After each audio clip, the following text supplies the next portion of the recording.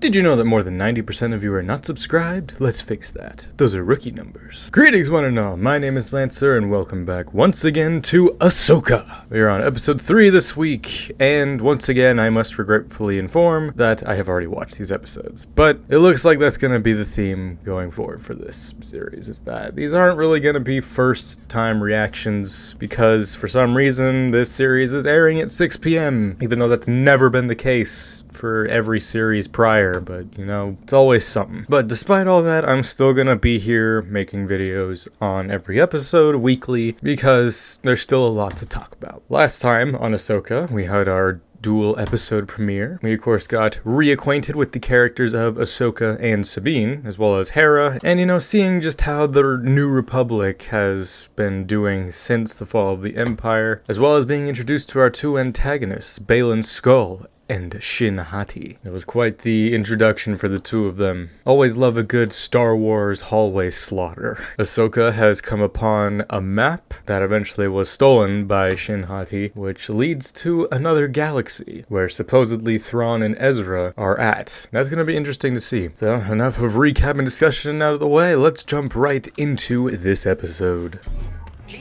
This is cool. It's cool seeing those older, like, lightsaber styles. It's been a while. Obviously. It's interesting that he has, like, a General Grievous style. I'm sure Obi-Wan probably trained a lot to counter that. But I imagine those sword styles are, I mean, yeah, they are inspired by, like, old, like, samurai Japanese sword styles. Daiki, Kisei, Kirei. I mean, those are some Japanese phrases. I can't see. How am I supposed to fight? I got that reference. So are those like training sabers in the background?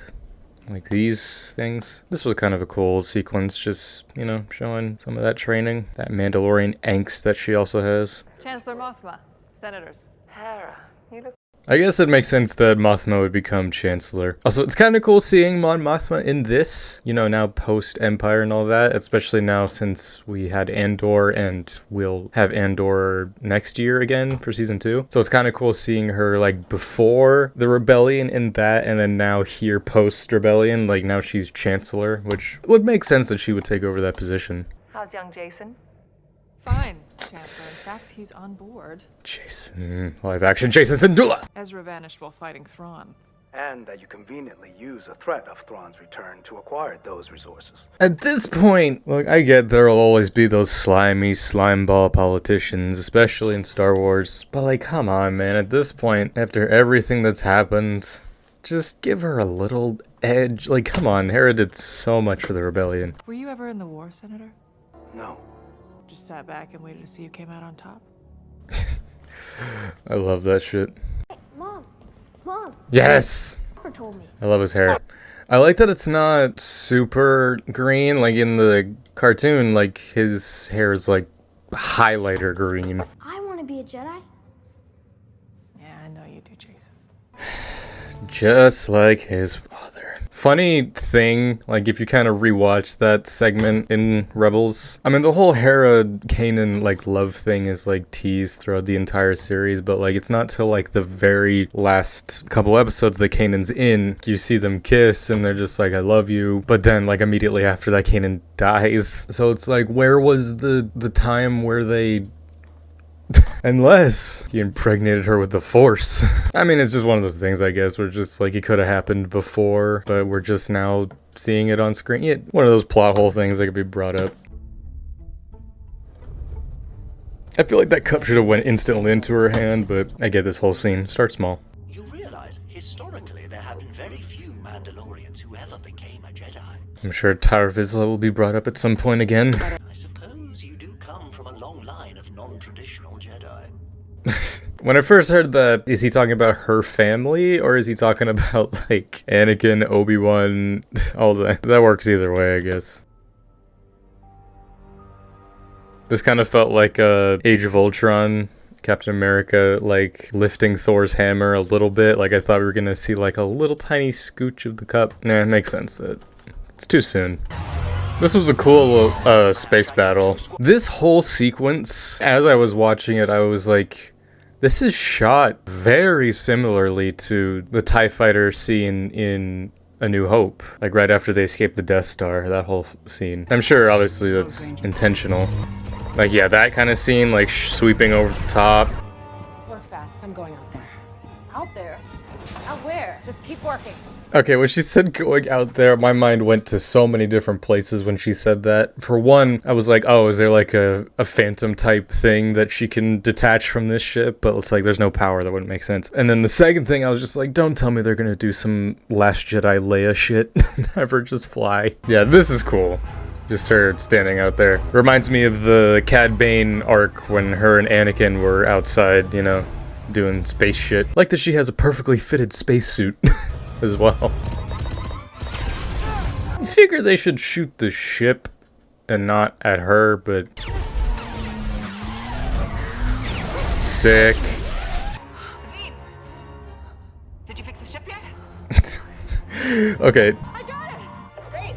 Don't get me. that was the first time, like those two lines there that felt, I heard Ashley Eckstein in those lines. Like that felt the most like Ahsoka, just like, great, now get me. I couldn't help but smile when I first heard those.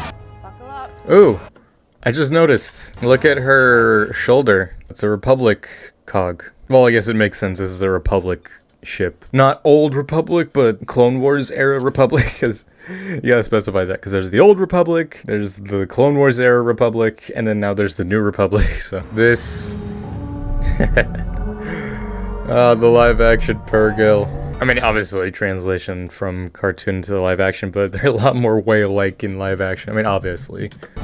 They're literally just space whales. This was kind of reminiscent of the scene in the Malevolence arc in Clone Wars where they were going through the nebula and like there was those like space eels that they were like flying through. That is a beautiful shot. They kept showing like a couple shots like this. I'm just like, as soon as I saw it, I was just like, thumbnail shot. Honestly, desktop background. This is a beautiful planet. There are 6 hyperdrive engines in place. 6 with the final one hyperdrives. being set into position. Yeah, so it is a hyperspace ring. So is there going to be a ship that attaches to it, or is it just going to be the ring? Give intergalactic hyperspace lanes between galaxies, which used to follow the migration paths of star whales named Purrgil. Like the ones we just saw. Really? Mm-hmm. When? This is a weird spot to end it on. Just, I mean, I'm perfectly fine with seeing Ray Stevenson, man. He deserves it, but just him sensing stuff.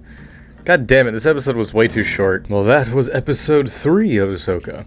It was a fine episode. Whatever the next episode is, I feel like this could have just been attached to that. I mean, that's always kind of been a complaint I've had with the Star Wars shows. Like, not just this, but just like every show. It's just like they have certain episodes in which just like I feel like this whole episode could have just been one scene attached to another episode. I mean, we still got 5 episodes left, so not entirely wasted. This was a cool episode, just kind of showcasing just a little more of Ahsoka stuff and Sabine, her training. Ahsoka, of course, having that cool space scene, and of course, like sort of confirming what that hyperspace ring is, where it's gonna take us in the future. We got to see the Purrgil. You know, I try not to really look too much into like reviews for these shows when they first come out. Normally people are very quick to just jump on negativities, especially when it comes to Star Wars, which I get. I feel like some people were a little too harsh on those first 2 episodes. Like, sure, there was some stuff, but it's like, it's not like Star Wars is the most squeaky clean, perfect series. I could tear it apart just as easily as I build it up.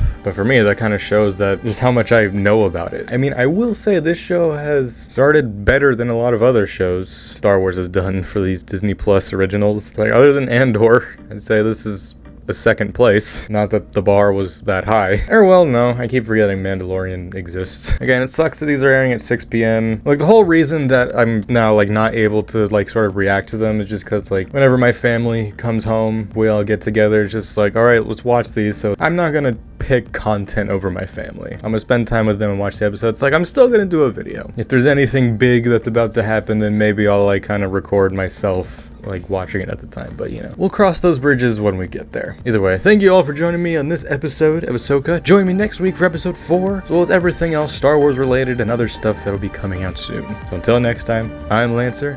Thanks for watching.